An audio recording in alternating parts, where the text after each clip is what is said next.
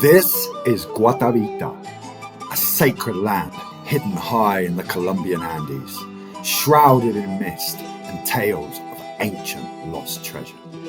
It was here that the legend of El Dorado was born.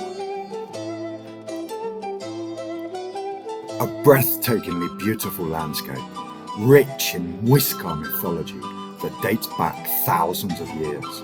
But among these hypnotizing emerald green hills and sprawling forests, farmland and white colonial-style houses, we unearth a much darker secret.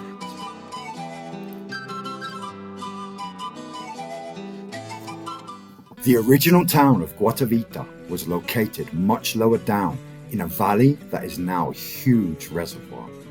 The new town was built and the original townsfolk were relocated in 1967 and the valley flooded, drowning beneath the water all memories and history of what once stood before. When water levels are low, the ghostly remains of the old church tower can sometimes be seen exposed from the depths of its watery tomb.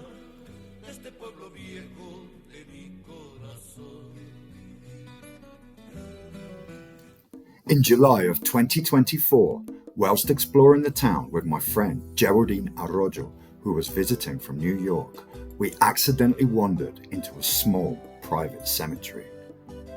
What we encountered can only be described as disturbing and incredible. We came across various tombs in an ossuary that bore the infamous Iron Cross symbol, used by the Wehrmacht, the armed forces of Nazi Germany, and used by pre-war German armed forces since the late 1800s. The symbol is commonly found on remaining Nazi war graves in Europe and North Africa, but we never expected to see it in Colombia. We were confronted by a security guard who ordered us to leave and would not let us film, but we managed to sneak out one photo.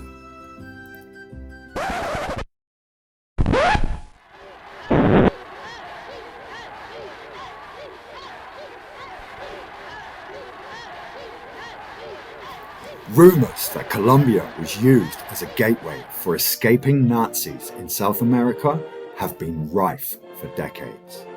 And in once top-secret CIA papers that were declassified in the early 1990s, there was even mention of Hitler himself having possibly escaped to Colombia. And many books have been written and tales told about the Führer's possible escapades in these mysterious mountains.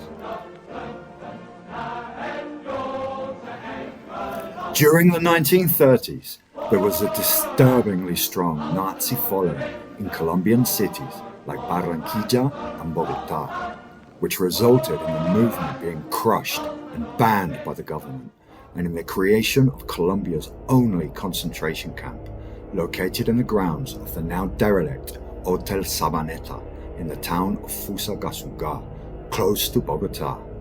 Here, many Germans and Italians were interned with their families until the war ended. In July of this year, we returned to Guatavita to dig deeper into this dark mystery and to talk to some of the oldest local residents about their memories of Germans having arrived in this town, fleeing the ashes of a post-war Europe, and whispers say they brought with them secrets, and that they left behind the bones of their own.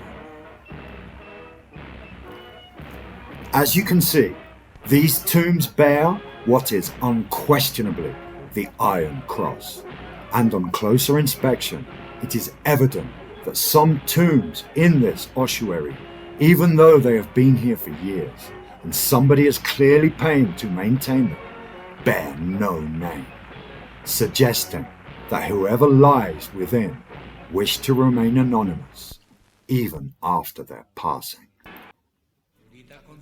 We spoke to various older residents from Guatavita, asking them if they had any memory of Germans arriving all those years ago.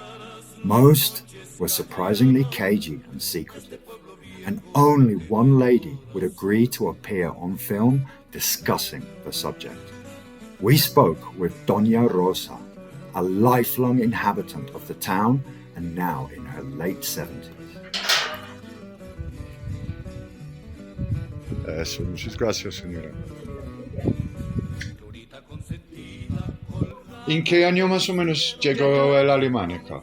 Los alemanes. Ese alemán allá llegó como, creo que... ¿En los como años 50? ¿Sí, 60? No, como cuando trasladaron el pueblo, creo que se vino para... En los años 60. Sí, en el 67, 68. Okay. Sí, porque yo estuve trabajando allá en el 74. Estuve trabajando ahí en la Marina. So, en esta época sí había alemanes acá. Sí, había unos 2 alemanes, pero ahora no, claro, pero fui a Colombia sí. Pero había familias alemanes acá en Guatavita, ¿cierto? Porque fueron unos austriacos que hicieron esta sí, casa. Porque resulta que yo tengo, o sea, el papá del papá de un sobrino mío es alemán, pero Okay. seguro la señora bien, eso tuvo, porque él sí le dio el apellido, porque nosotros, la señora tuvo los otros ya de otros, pero entonces yo soy Rodríguez, él sí Okay. era alemán Rodríguez. Pero cambiaron los nombres a apellidos colombianos, ¿cierto? No, los apellidos sí son colombianos, sí. Sí. Pero él sí era alemán. Later, we returned to the cemetery to look for answers and to finally capture on film what appears to be clear evidence of post-war Nazi traditions in the Colombian Andes, only to find the big iron gates firmly padlocked, keeping unwanted eyes at bay. If you can get a close-up of this grave here behind, you can clearly see the famous, the infamous Wehrmacht symbol.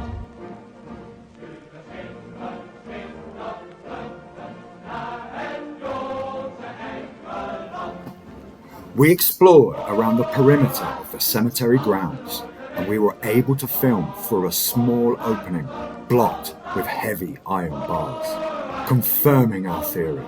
These were, without a doubt, tombs bearing the infamous Iron Cross. Had these men escaped here from a destroyed and destitute country at the end of World War II? Were these the last remnants of the Reich, hidden in their own mountain utopia, a million miles from the outside world and prying eyes? And most disturbing of all, are these traditions still alive today? Thanks for watching. See you next time.